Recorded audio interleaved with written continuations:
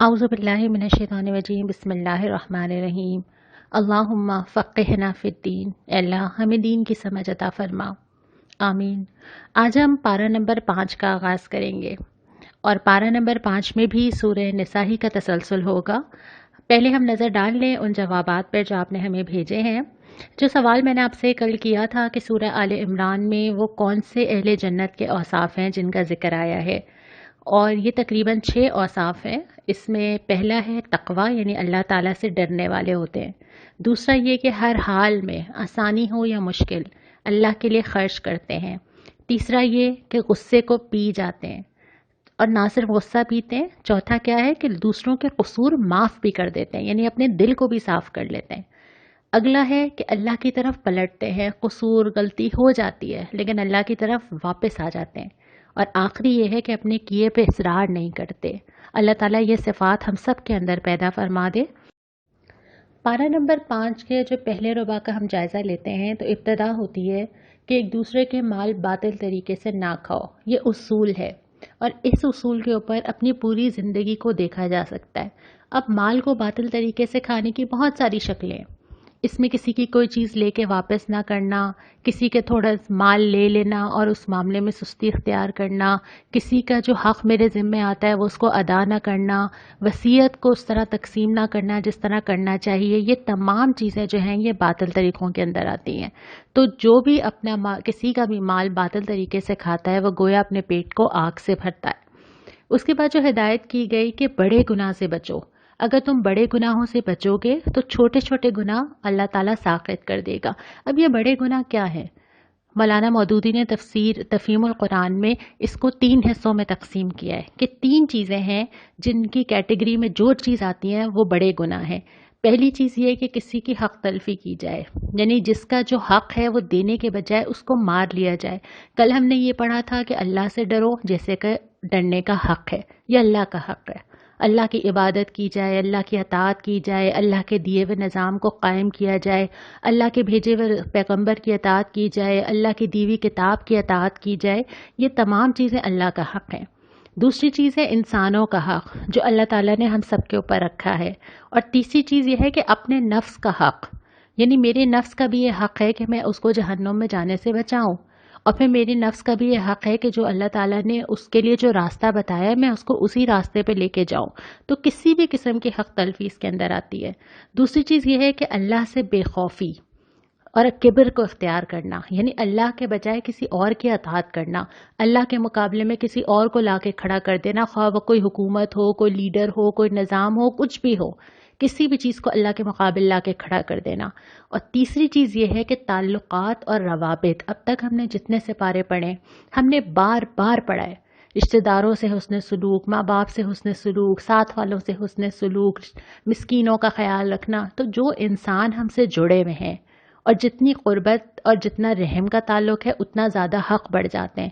تو جتنے انسان ہم سے جڑے ہوئے ہیں ان سے تعلقات اور روابط کو بگاڑا نہ جائے، اور اگر ایسا کیا جائے تو یہ بھی بڑے گناہوں میں آتا ہے۔ تو ان 3 چیزوں کے اندر بہت ساری مزید چیزیں آ جاتی ہیں جن سے بچنا بہت ضروری ہے، کیونکہ چھوٹے گناہ تو ہم سے ہو ہی جاتے ہیں۔ اور اس کے بعد یہ ہے کہ مرد عورتوں پر قوام ہے۔ ابھی تک ہمیں صرف ہم چھٹا حصہ قرآن کا پڑھ چکے ہیں، اور اب تک جتنی بھی آیات آئی تھیں وہ اب تک مرد و عورت کی مساوات پر تھیں، دونوں کا پیدا ہونا، دونوں کا عبادت میں برابر ہونا، دونوں کا ایک دوسرے پہ حق ہونا۔ صرف یہ والی آیت اور ایک وراثت کی آیت جو ابھی اس بارے میں ہم آئے گی، جس میں تھوڑا تھوڑا وہ فرق رکھا گیا ہے جس کی بنیاد پہ آئلی نظام چل سکے۔ تو یہاں پہ ہے کہ مرد عورتوں پہ قوام ہے کیونکہ وہ اپنے مال خرچ کرتے ہیں۔ اس کے بعد پھر اللہ تعالیٰ نے وہی چیز دوبارہ دہرائی ہے جو تقریباً ہم ہر سپارے میں ایک دفعہ ضرور پڑھتے ہیں۔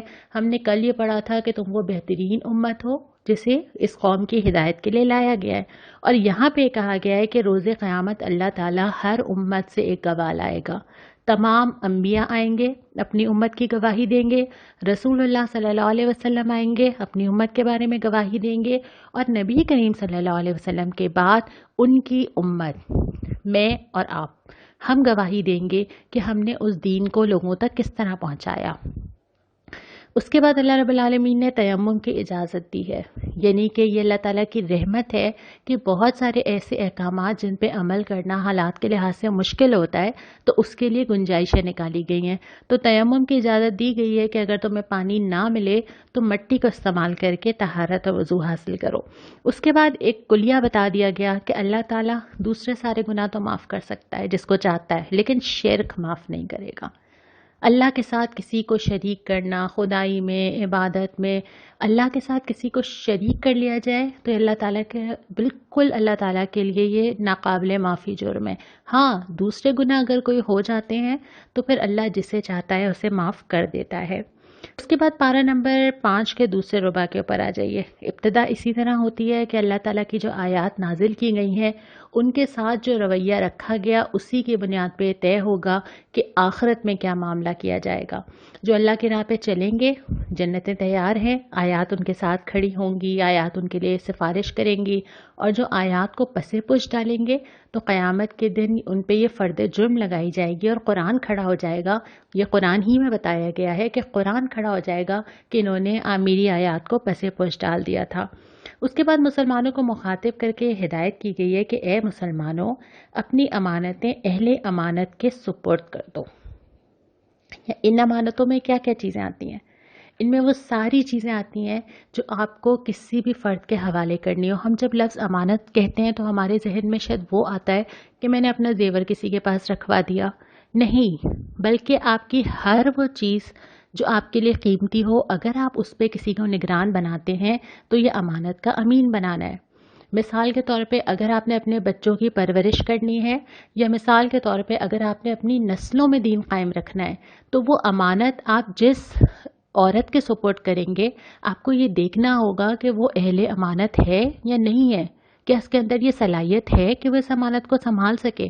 پھر اسی طرح اگر مملکت کی سطح پہ آپ اپنا نظام حکومت کسی کے حوالے کرتے ہیں اور آپ یہ سمجھتے ہیں کہ وہ اسلامی نظام قائم کرے گا، تو پھر یہ آپ کی ذمہ داری ہے کہ آپ دیکھیں کہ آپ جس کو ووٹ دے رہے ہیں کیا وہ واقعتاً اس قابلیت کا یا اللہ سے اس کا ایسا تعلق ہے کہ آپ اسے توقع کر سکیں کہ وہ اللہ کی کتاب کو قائم کرے گا۔ اور یہ امانت دینا، جس طرح چھوٹے معاملات میں امانت کی ذمہ داری ہے، ویسی بڑے معاملات میں یہ ذمہ داری بہت زیادہ بڑھ جاتی ہے۔ اس کے بعد پھر اگلی جو آیت آتی ہے وہ اسلامی نظام کی بنیاد رکھ دیتی ہے کہ دنیا میں جتنی بھی مملکتیں قائم ہوں گی، جتنے بھی نظام بنائے جائیں گے، چاہے وہ سیاسی نظام ہو، چاہے وہ عدالتی نظام ہو، چاہے وہ آئلی نظام ہو، سب کی بنیاد اسی کے اوپر ہوگی، اللہ اور رسول کی اطاعت۔ اور تیسری جو اطاعت ہے اولو الامر کی اطاعت، وہ اسی کے ذیل میں ہوگی۔ یعنی جس شخص کو مسلمانوں کے معاملات کا ذمہ دار بنایا جائے گا، اس کی اطاعت بھی اسی وقت کی جائے گی جب وہ اللہ اور اس کے رسول کی اطاعت کرتا ہوگا اور اس سے باغی نہیں ہوگا، اور اگر وہ اللہ اور اس کے رسول کی اطاعت سے باہر ہوگا تو اس کی اطاعت بھی نہیں کی جائے گی۔ تو یہ جو نقطہ ہے نا، یہ جو ہمارے قرارداد مقاصد کا بھی نقطہ ہے کہ پاکستان میں کوئی قانون اللہ اور اس کے رسول کے حکم سے باہر نہیں بن سکے گا۔ یہ الگ بات ہے کہ ہم اس پہ کتنا عمل کرتے ہیں یا نہیں کرتے ہیں، لیکن قرآن کی ہدایت یہ ہے کہ ہر چیز میں جو غالب ہوگا وہ اللہ اور اس کے رسول کا فیصلہ ہوگا۔ اور پھر اس کے برعکس جو اگلی مثال دی گئی کہ بہت سے اہل ایمان ہیں جو دعوت ایمان کا کرتے ہیں لیکن رجوع طاغوت کی طرف کرتے ہیں۔ ہم لفظ طاغوت کا مطلب لیتے ہیں شیطان، لیکن اللہ تعالیٰ پورے قرآن میں ہر اس شخص کو، اس نظام کو، اس بادشاہ کو، ہر سربراہ کو، ہر انسان کے اپنے نفس کو بھی طاغوت کہتا ہے، جس کو انسان اللہ کو چھوڑ کر مانے، اور ہر انسان کے لیے وہ طاغوت مختلف ہے۔ یعنی میرے لیے وہ طاغوت کچھ اور ہے اور آپ کے لیے وہ طاغوت کچھ اور ہے۔ ہم اللہ کو چھوڑ کے جس کی بندگی کرتے ہیں، کبھی کبھی تو اپنی، کبھی کبھی گھر والوں کی، کبھی کبھی شوہر کی، کبھی ماں باپ کی، کہیں حکمرانوں کی، کہیں دوستوں کی، ہم کسی کو بھی لا کر اگر اللہ کے سامنے کھڑا کر دیں اور ہم اللہ کا حکم چھوڑ کے کسی اور کا حکم ماننا شروع کر دیں، وہی طاغوت ہے۔ اور یہ طاغوت ہم سب کے گھروں میں بھی ہو سکتا ہے، نفس میں بھی ہو سکتا ہے، اور پھر یہ عالمی سطح پہ آپ کسی کو بھی دیکھ لیجئے کہ جو اللہ سے بغاوت پر قائم ہے وہ اس طاغوت کی ایک شکل ہے۔ اور اس کے بعد اگلا جو اصول بتا دیا وہ یہ رسول اللہ صلی اللہ علیہ وسلم کی اطاعت کے بغیر ایمان قبول نہیں ہے۔ رسول کی اطاعت بھی کرنی ہے اور بلا چوچنا کرنی ہے، دل میں کوئی کھٹک، کوئی کسک نہ ہو۔ اس کے بعد ہم آتے ہیں تیسرے ربع کی طرف. اس میں جو ہے وہ منافقین سے معاملہ کرنے کے بارے میں وہی ہدایات ہیں جو ہم نے سورہ بقرہ میں پڑھی تھیں. قتل عمد کا کفارہ ہے کہ اگر غلطی سے قتل ہو جائے تو اس کا کفارہ کیا ہوگا. اللہ کے راہ میں جہاد کرنے والے اور نہ کرنے والے برابر نہیں ہیں. جو اللہ کے لیے وقت دے رہا ہے، جان دے رہا ہے، مال دے رہا ہے، وہ اس درجے پر ہے کہ بیٹھے رہنے والا اس درجے تک نہیں پہنچ سکتا. تو جس نے اللہ کے لیے جو لگایا وہی اس نے پایا. اور اس کے بعد دو اہم احکامات آتے ہیں. ایک صلاۃ القصر کا آتا ہے کہ اگر سفر میں ہوں تو نماز کو چھوٹا کر لیں. دوسرا صلاۃ الخوف کا آتا ہے کہ اگر کہیں جنگ کا میدان ہو اور جہاں ہتھیار رکھنا ممکن نہ ہو تو وہاں نماز کیسے ادا کی جائے. اس کے بعد پارہ نمبر 5 کا چوتھا ربع ابتدا ہوتی ہے اللہ کو چھوڑ کے شیطان کو معبود بنا لینے کے بارے میں. اور اس کے بعد اللہ تبارک و تعالیٰ ذکر کرتے ہیں کہ شیطان نے کیا کیا دعویٰ کیا تھا. اور بہت سارے انسان شیطان کی بتائی ہوئی راہ پر چل پڑتے ہیں. شیطان نے دعویٰ کیا تھا کہ میں مقرر حصہ لے کر رہوں گا ہر انسان کے وقت میں سے، مال میں سے، صلاحیت میں سے. تو ہم سب کے پاس جو جو اللہ رب العالمین نے ہمیں چیزیں دی ہیں ان سب میں سے حصہ کیا شیطان کو تو نہیں چاہ رہا؟ یہ سوال ہم سب اپنے آپ سے کریں. دوسرا شیطان نے کہا تھا کہ میں انہیں بہکاؤں گا اور آرزوؤں میں الجھاؤں گا. یعنی جو حاصل ہو گیا ہے اس کے بعد مزید جو ہے اس کے بعد کیا لینا ہے، کیا چاہیے. ہم سب کی زندگی کے ہر دور میں کبھی ایسا نہیں ہوا کہ ہمیں لگے کہ اب مجھے بس اب کچھ نہیں چاہیے زندگی سے. اور یہ آرزویں تو حدیث بتاتی ہے نا کہ انسان اپنی تمنائیں اور آرزویں لے کے چلتا جاتا ہے یہاں تک کہ قبر تک جا پہنچتا ہے. تو ہر وقت انسان کے سامنے ایک فہرست ہوتی ہے کہ اچھا اب میری زندگی میں یہ خواہشات ہیں. تو شیطان نے یہ کہا تھا کہ میں انہیں آرزوؤں میں الجھا دوں گا. پھر یہ کہ میرے حکم سے جانوروں کے کان وہ پھاڑیں گے، یہ اس وقت کا ایک انداز تھا، ایک رواج تھا. اور اس کے بعد یہ کہ میرے حکم سے خدائی ساخت میں رد و بدل کریں گے. اور اس میں دونوں چیزیں شامل ہیں. یہ بھی شامل ہے کہ شکل بگاڑ لی جائے اور یہ بھی شامل ہے کہ اللہ تعالیٰ نے جس چیز کو جیسے پیدا کیا اس کے بجائے اس سے کچھ اور کام لیا جائے. یعنی اگر مرد کو پیدا کیا جن کاموں کے لیے کیا اس کے بجائے اس کی ساخت بدل کے اس سے کچھ اور کام لیے جائیں. عورت کو جس کام کے لیے پیدا کیا اور بتایا گیا کہ تمہارا یہ مقام اور یہ کام ہے اس کے بجائے اس کو کسی اور کام میں لگا دیا جائے. اور یہ ساری چیزیں جن کو اللہ تعالیٰ نے پیدا کیا ان سے وہ کام لینے کے بجائے ان کے لیے کوئی اور رول اگر مقرر کر دیا جائے، یہ سب خدائی ساخت میں رد و بدل ہے. اور اس کے بعد پھر ازدواجی معاملات شروع ہوتے ہیں. لیکن یہاں پر بھی دوبارہ وہ سبق دہرایا گیا اور وہ یہ کہ نفس تنگ دلی کی طرف مائل ہو جاتے ہیں. اگر انسان اپنے نفس کے مطابق معاملہ کرے گا نا کہ مجھے کیا پسند ہے، میں کیا چاہتی ہوں، میری حدود کیا ہے، میری ذمہ داری کیا ہے، لائن کھینچی جائے، حقوق و فرائض پہ بحثیں ہوں تو رشتے کبھی نہیں چل سکتے.